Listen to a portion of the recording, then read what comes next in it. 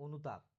পরম প্রেমময় শেষে ঠাকুর মানব জীবনে ঠাকুরত্ব বা ঈশ্বরত্বকে পূর্ণরূপে জাগ্রত করার জন্য সমস্ত সম্ভাবনার দরজা খুলে দিয়েছেন।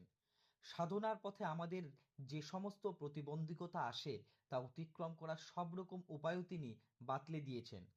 চলার পথে জেনে বা না জেনে আমরা কত ভুল করি, মনের মধ্যে গ্লানি সৃষ্টি করি, কত রকম কর্মজঞ্জাল সৃষ্টি করি, হতাশার পাহাড় তৈরি করি, আর এক সময় নিজেরাই নিজেদের জীবনের গতিকে স্তব্ধ করে দেওয়ার চেষ্টা করি। শ্রী ঠাকুর সব রকম গ্লানি থেকে নিজেদেরকে মুক্ত করার মার্গের সন্ধান দিয়েছেন। তপস্যারত জীবনে নিজেদেরকে পরিশুদ্ধ করার, পবিত্র করার, গ্লানিমুক্ত করার একটি প্রধান বিষয় হলো অনুতাপ। শ্রী ঠাকুর অনুতাপের সংজ্ঞা দিতে গিয়ে বললেন, কোনো কাজ করে বিচার দ্বারা তার ভালো মন্দ অনুভব করে যে তাপের দরুন মন্দে বিরতি আসে, সেই অনুতাপ। এখানে বিচার করা মানে নিজেকে বিচার করা। বিবেক বুদ্ধি জাগ্রত না হলে নিজেকে বিচার করা যায় না। আমাদের অহংকার বিবেক বুদ্ধিকে আচ্ছন্ন করে রাখে। আমাদের অহংকার বা ইগো প্রমিনেন্ট হলে নিজেদেরকে সবসময় নির্ভুল মনে হয়। অন্যের রাশি রাশি ভুল নজরে পড়লেও নিজেদের কোনো ত্রুটি নজরেই আসে না। সদা সর্বদা ইষ্ট নির্দেশ পরিপালনের মধ্যে থাকলে, আচার্যদেবের প্রতিটি কথা মন প্রাণ দিয়ে অনুভব করা ও তাকে বাস্তবায়িত করার মধ্যে নিজেদেরকে ব্যাপৃত রাখলে আমাদের অহংকারটা আস্তে আস্তে গলে যায়। আর যদি সাধনা করে এমন জায়গায় পৌঁছানো যায় যে আমাদের ভুল ত্রুটিতে আচার্যদেব ধমক দিচ্ছেন, তাহলে অহংকারটা তাড়াতাড়ি নরম হয়। তখন নিজেকে বিচার করার অধিকার ও ক্ষমতা তৈরি হয়। নিজেকে পাপমুক্ত করার জন্য ভিতরে একটা জ্বলন তৈরি হয়। আগুন যেমন তার দাহিকা শক্তি দিয়ে সব কিছু জ্বালিয়ে দেয়, আমাদের যখন কোনো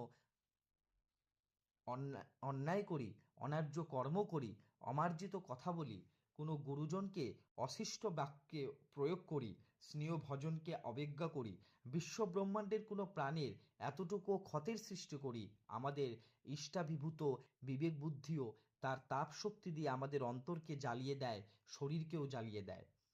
আগুন যেমন কিছুকে জ্বালিয়ে দিয়ে তার ফলস্বরূপ ছাই পড়ে থাকে, বিবেক বুদ্ধি সৃষ্ট তাপ তেমনি আমাদের অন্তরকে জ্বালিয়ে দিয়ে তার ফলস্বরূপ আমাদের সকল প্রকার মন্দ থেকে, নেগেটিভ অ্যাক্টিভিটি থেকে বিরত করে এবং শরীর ও মনের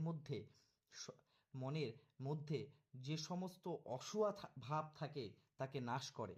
এই জ্বলন সৃষ্টিকারীর তাপই হলো অনুতাপ। অনুতাপ সম্পর্কিত একটা বিষয়ে অবতারণা করছি। আমরা যদি সত্যি কখনো অনুতপ্ত হই, তবে তা ক্ষেপণ বা নিরসন সঙ্গে সঙ্গেই করা উচিত। ফেলে রাখা ঠিক নয়। ফেলে রাখলে এমনও হতে পারে যে সারা জীবন তার স্খলন হয়তো করাই গেল না, শেষে জীবনভর সেই আত্মগ্লানির ভার বহন করে বেড়াতে হলো। আমার মেয়ের জীবনের একটি কাহিনী প্রায় 15 বছর আগেকার কথা। আমার মা তখন বয়সজনিত কারণে কিছু কিছু বিষয় মনে রাখতে পারতেন না। একদিন আমার মেয়ের সাথে তার মায়ের কোনো একটা বিষয় নিয়ে বাক্য বিনিময় চলছে। মেয়ে একটু জোরে জোরেই তার মায়ের সাথে কথা বলছে। আমার মা পাশ থেকে সব শুনছিলেন। হঠাৎ তিনি তার নাতনিকে শাসন করে বললেন, তুমি তোমার মায়ের সাথে এরকম করে কথা বলছো কেন? মেয়ে তার উত্তরে তার আম্মাকে বলল, তুমি এর মধ্যে ঢুকছো কেন? এটা তো আমার আর আমার মায়ের ব্যাপার। মেয়ের আম্মা চুপ করে গেলেন। কিছুক্ষণের মধ্যে মা মেয়ের মধ্যে বিষয়টিও মিটে গেল, কিন্তু মেয়ের মধ্যে অনুতাপের দহন সৃষ্টি হলো। আম্মাকে ওই রকম ভাবে না বললেই ভালো হতো। ভেতরটা জ্বলতে লাগলো। মেয়ে সিদ্ধান্ত নিল যে তার আম্মার কাছে ক্ষমা চেয়ে নেবে, কিন্তু সংকল্প গ্রহণ করা ও তার সম্পাদন করার মধ্যে কয়েক ঘন্টা সময় চলে গেল। মেয়ে যখন তার আম্মার কাছে নতজানু হয়ে ক্ষমা প্রার্থনা করলো, তখন তার আম্মা ঘটনাটি মনে করতে পারলেন না। মেয়ে তার আত্মগ্লানিকে খারিজ করার সুযোগ আর পেল না। তাই অনুতপ্ত হইলেও সে আর ভরমুক্ত হতে পারল না। তাই অনুতাপ সৃষ্টি হলে সঙ্গে সঙ্গে ক্ষেপণের মাধ্যমে গ্লানিমুক্ত হওয়ার অর্থ হলো নিজের তপস্যাকে পূর্ণ করা। আমার জীবনের আরেকটি কাহিনীর কথা মনে পড়ে। একটি বিষয়ে আমার যে চরম অনুতপ্ত হওয়ার প্রয়োজন তা আমি বুঝতেই পারতাম না যদি না আচার্যদেব আমাকে ধরিয়ে দিতেন। বিষয়টি এতটাই সূক্ষ্ম যে আমার কাছে তা ধরাই পড়ছিল না। প্রায় 4 বছর আগেকার একটি ঘটনা। আমার এক সহকর্মী গুরুভ্রাতার কিছু কথায় আমি এতটাই মনক্ষুণ্ণ হয়েছিলাম যে আমি তাকে ফোনে ব্লক করে রেখে দিয়েছিলাম, কিন্তু এর ফলে আমার মনের মধ্যে একটা খচখচানি তৈরি হয়েছিল, যার নিরসন কিছুতেই হচ্ছিল না। ঘটনাটির দু একদিনের মধ্যেই আচার্যদেব কলকাতার ষোড়শী ভবনে এলেন। আমি সকলের দিকে তার কাছে গিয়ে আমি সকালের দিকে তার কাছে গিয়ে আমার কৃতকর্মের কথা নিবেদন করলেন। তিনি আমাকে প্রথমেই প্রশ্ন করলেন, আপনি তো ঠাকুরের মানুষ। আমি বললাম, আগে তাই তো হবার চেষ্টা করছি। তিনি বললেন, তাই যদি হন, তবে অন্যের কথায় বা আচরণে আপনি ক্ষুণ্ণ হলেন কি করে? ঠাকুর যদি আপনার অন্তর জুড়েই থাকেন, তবে অন্যের আচরণ আপনার অন্তরস্থান পেল কোথা থেকে? আপনি ক্ষুণ্ণ হয়েছেন মানেই আপনার অন্তর জুড়ে ঠাকুর নেই। আপনি মনক্ষুণ্ণ হয়ে সহকর্মীর ফোন ব্লক করে দিয়ে কি ঠিক করেছেন? যদি তা না করেন, তবে আপনার সহকর্মীকে মেসেজ করে জানিয়ে দিবেন। আমার সহকর্মীকে মেসেজ করে ফোন করে বুঝতে পারলাম উনি এই ব্লক করার বিষয়টি বুঝতেই পারেননি, কিন্তু আচার্যদেব আমার ঠাকুরকে নিয়ে পূর্ণরূপে মগ্ন হওয়ার খাকটি আমাকে ধরিয়ে দিলেন। আমার ভিতরে অনুতাপের আগুন জ্বালিয়ে দিয়ে এবং তাতে আমাকে দগ্ধ করে আমাকে গ্লানিমুক্ত করার পথ দেখালেন। আমার ইষ্ট দর্শনের আরেকটি দরজা উন্মোচন করে আমার সমগ্র সত্তা কিভাবে ঠাকুরকে নিয়ে পূর্ণ হয়ে উঠতে পারে সেই মার্গদর্শন করলেন।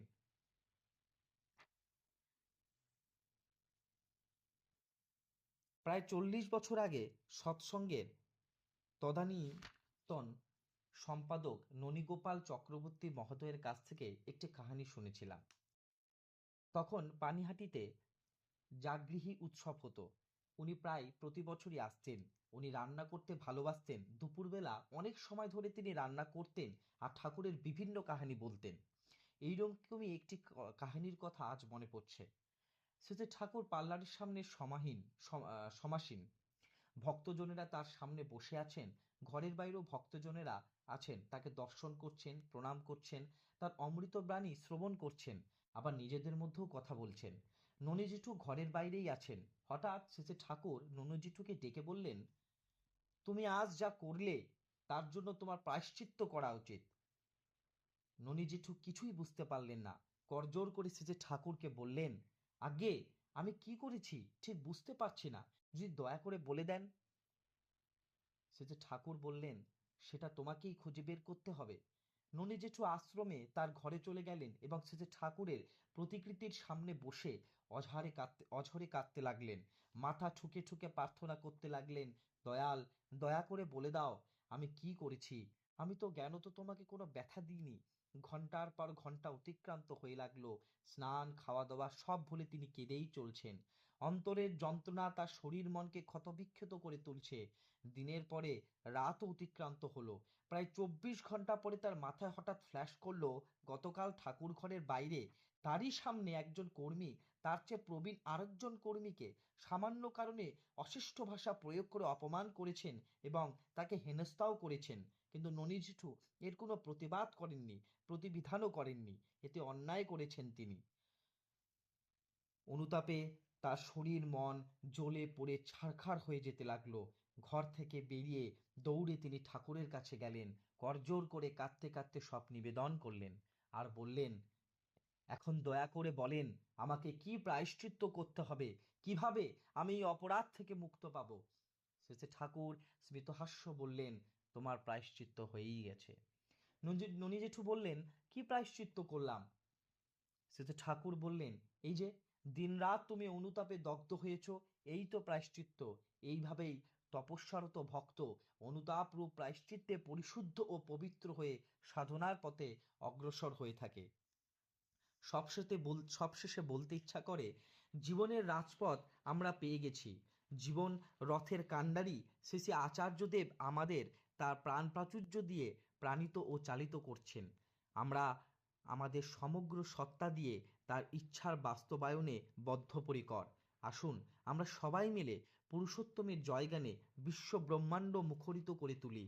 সবাই একসাথে বলে উঠি, হে দয়াল, হে জগদেশ্বর, তোমার জয় জয়কার হোক। বন্দে পুরুষোত্তমম। সমাপ্ত।